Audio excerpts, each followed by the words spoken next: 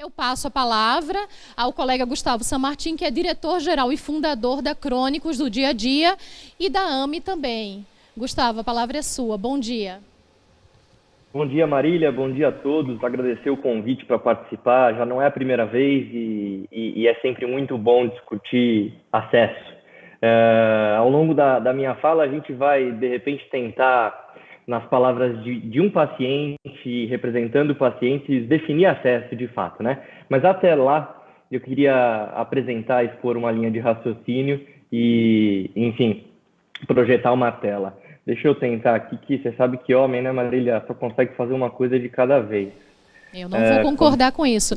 Gustavo, eu só faria um pedido, que enquanto você projetar, você mantivesse a câmera aberta, porque a gente perdeu a oportunidade de ver a doutora Cláudia, mas não tirou o mérito da apresentação. Tá, vocês estão vendo a minha tela? Sim, estamos. Tá, ok. E a minha câmera? Estamos. Então tá bom. Então vamos lá, pessoal. A todos os 800 participantes aí, obrigado por acompanhar, enfim, essa primeira parte da discussão. Discutir um pouco o acesso, né, com um recorte aí para doenças respiratórias. Não dá para eu falar sobre o acesso sem antes explicar um pouco a forma como a gente faz isso, né, como a gente promove acesso para o paciente. Basicamente, a CDD, a Crônicos do Dia a Dia, trabalha com uma produção de conteúdo muito rico, uma produção de informação, e a partir daí a gente inicia um diálogo, um acolhimento com pacientes de diversas doenças crônicas. Hoje a gente acolhe 18 mil pessoas pelas redes sociais, pela internet por mês, e nessa troca, nesse diálogo, a gente começa a identificar, então, necessidades não atendidas desses pacientes, seja de doenças respiratórias e outras condições que a gente milita por aqui. A partir daí, a gente volta a produzir conteúdos com bastante valor ali para esses pacientes, amigos e familiares, porque até então a gente já identificou essas necessidades não atendidas. E, naturalmente, a gente passa a exercer uma mobilização social e, junto com os pacientes, a gente gosta de falar liderança com pacientes, não de pacientes, a gente passa, então, a propor políticas públicas. Hoje a AME, que é uma das instituições que eu represento, tem um assento no Conselho Nacional de Saúde, e eu não consigo falar da AME sem falar da CDD e vice-versa, então poderia dizer também que a CDD e as causas que ela milita estão lá representadas nas diversas comissões que a gente compõe também. Deixa eu tentar passar aqui a tela. Um pouco dos nossos impactos em números, não vou me ater a isso, mas assim, a gente está presente em 9 países, tá? A gente não fala só com pessoas com doenças crônicas no Brasil, majoritariamente a gente fala com brasileiros em outros países, mas a gente alcança aí em torno de 11 milhões de pessoas por ano, uma produção robusta de conteúdo. Só o nosso site, ano passado, 640 mil sessões ao longo do ano. Só no Facebook, 8 milhões de pessoas alcançadas, Instagram, 4 milhões de pessoas alcançadas. O que resulta isso? Resulta num entendimento aí desses diferentes perfis de pacientes que a gente representa lá na Crônicos do Dia a Dia. Obviamente, o recorte aqui, eu não sei se vocês veem o ponteiro do meu mouse, é doenças respiratórias, mas a gente milita por uma série de outras patologias, e aqui fazer uma menção super positiva ao apoio da deputada Maria Lúcia, que em outras doenças, aí com recorte para doenças de pele, trabalha muito próximo da gente. Espero que a gente siga trabalhando, Maria Lúcia, para outras causas como a respiratória. Eu trago uma delas, a doença pulmonar obstrutiva crônica, que a professora Cláudia trouxe muito bem aí, essa visão, esse burden da doença, trazendo outros dados ali de um recorte de 2018 até 2019, dados de DataSUS. A gente tem quase 100 pessoas todos os dias perdendo a vida por conta da doença pulmonar obstrutiva crônica. Durante esse período, mais de 1 milhão de internações. Se a gente trouxer isso aí para ano, são 103 mil internações por ano, sendo que cada internação dura em média 6 dias, e quando vai para a UTI são 15 dias aí dentro da UTI. Hoje, se a gente considera de novo 2018 a 2019, a gente gastou 1 bilhão de reais com essas internações, uma média de 84 milhões por ano. Em 2019, dado que a gente tem mais recente, pelo menos aqui, 7,6% dessas internações foram para a UTI, aquelas que ficam 15 dias na UTI, custando em média 6 vezes mais que as internações sem uso de UTI, o que direciona aí uma necessidade de a gente tratar bem, tratar adequadamente esse paciente.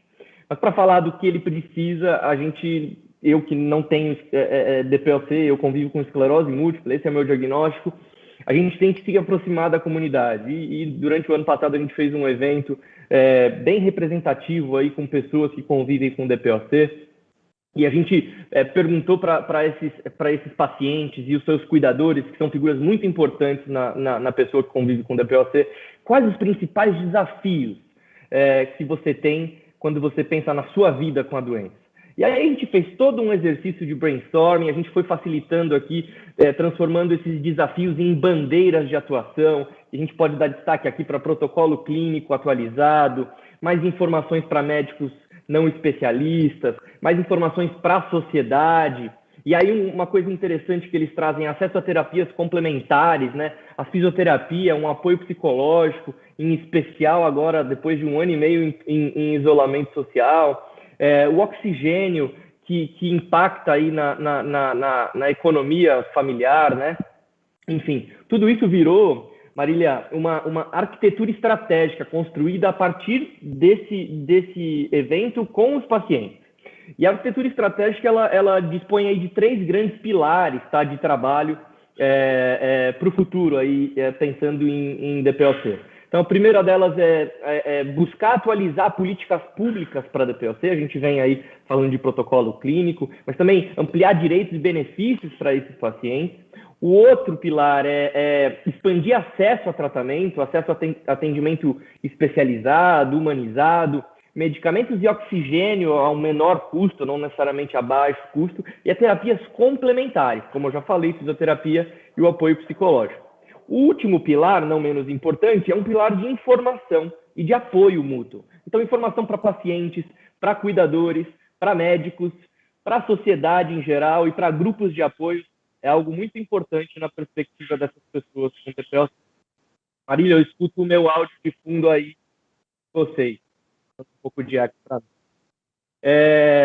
Passando um pouco aí do DPOC, trazer só um recorte para a asma. Afinal de contas, durante essa semana a gente celebrou o Dia Mundial da Asma, dia 5 de maio. A CTT tem uma campanha chamada Inspirar Sonhos, para quem quiser conhecer um pouco mais a campanha, que tem como objetivo falar sobre isso, não só para quem convive, mas também para quem pode vir a ter um diagnóstico, para a sociedade em geral, é muito importante. Então, espiritonhos.org.br. E antes de encerrar, já sabendo que logo a gente vai para um debate, querendo aquecer aqui essa discussão sadia, saudável, primeiramente eu queria cumprimentar, então, de novo a deputada que milita há muito tempo por saúde, o deputado Pedro, que já não está com a gente aqui, mas também é um grande incentivador aí dessas políticas públicas para doenças respiratórias. E aí, na figura da Joslaine, queria cumprimentar a Conitex, que vai cumprir aí os 10 anos, e de fato vem evoluindo muito, vem trabalhando para essa evolução. Eu tive a honra de participar de 2 workshops que tinham como objetivo principal redesenhar a própria Conitex, aconteceram lá em 2018, 2019, e a gente vê essa vontade, essa boa vontade de evoluir, identificando também esses percalços, esses desafios, dessa conjuntura política, junto com a técnica, a ciência, enfim.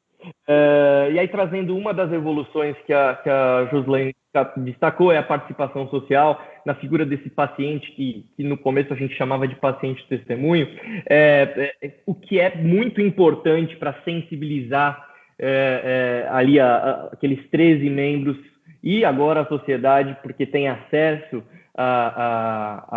às discussões, algo também novo aí na Conitex. Uma provocação aí já, Marília, para a gente ir, e aí de novo fazendo uma menção positiva às tentativas de evolução e da evolução da Conitex, é o momento que o paciente está sendo envolvido. Então, o paciente ele tem lá a sua fala numa reunião de recomendação inicial, naquela plenária, onde já é apresentado um estudo preliminar, né? Então, geralmente o NAT vai e apresenta o seu estudo e o paciente tem a chance também de apresentar a sua visão, a sua experiência com a condição, mas já foi feito um estudo preliminar. Eu não posso falar de acesso e pacientes, obviamente com recorte em doenças respiratórias, sem pensar em outras questões raras, por exemplo. O meu amigo Tony está aqui conectado, e aí um abraço para o Tony, e cumprimentando a Casa Hunter e a Febra Raras, da qual eu faço parte. A minha amiga Zuleide, pediatra do meu filho, que eu admiro muito, representando a Associação Brasileira de Asmáticos. A gente tem tipos de asma que a gente pode falar, por exemplo, da asma grave. E essa asma grave é uma asma que se aproxima de uma avaliação de tecnologia, com uma metodologia para avaliar uma tecnologia para doença rara.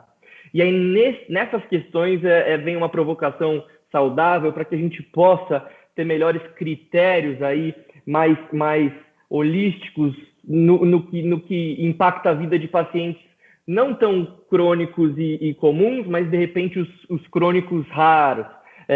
E aí tem o destaque da asma aqui, por exemplo. Qual a metodologia que a gente está usando? Será que não colocar esse paciente para o próprio NAT ouvir, para a gente fazer já o estudo de recomendação preliminar, aquele que vai se apresentar na plenária? Será que fazer isso antes não pode ser uma saída para a gente, de repente, direcionar, inclusive, a forma como a gente vai criar valor para a saúde? A gente tanto discute a diferença de custo e valor. Será que o valor não está em colocar o paciente um pouco antes desse processo?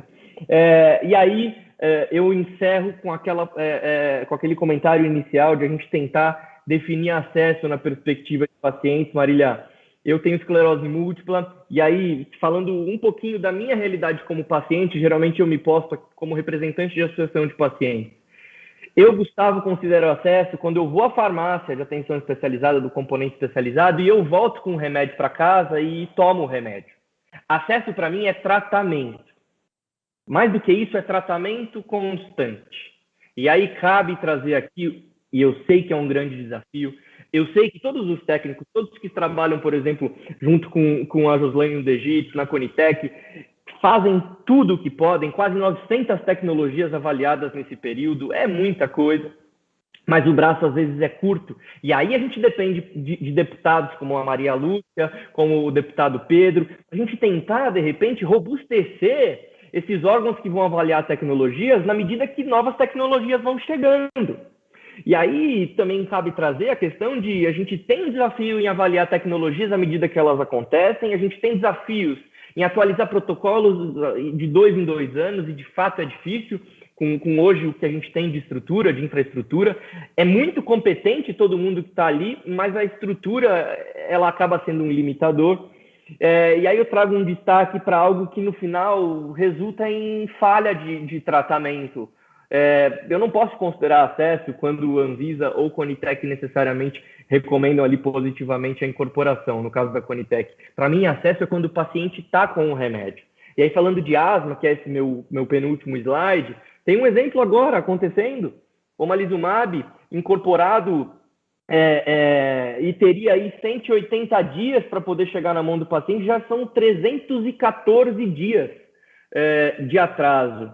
Eu sei que a Joslaine fez e faria tudo o possível, e eu sei que isso vai além, isso vai questão de infraestrutura, vai questão de financiamento em infraestrutura, mas a gente não pode, paciente, sofrer por isso.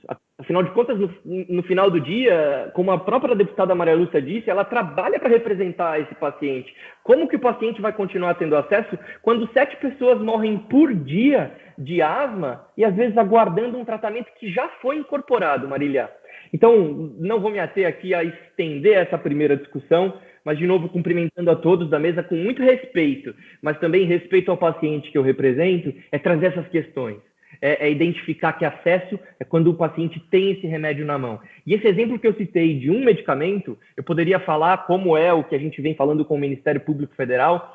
Nesse momento, a gente tem 18 tecnologias que foram incorporadas e já extrapolaram os 180 dias. Eu, como paciente, já esperei 500 dias depois da data da incorporação para o remédio passar a chegar na minha mão. Então, assim, esse é um problema recorrente e eu não posso falar de acesso sem falar em tratamento na mão do paciente. Obrigado, Marília.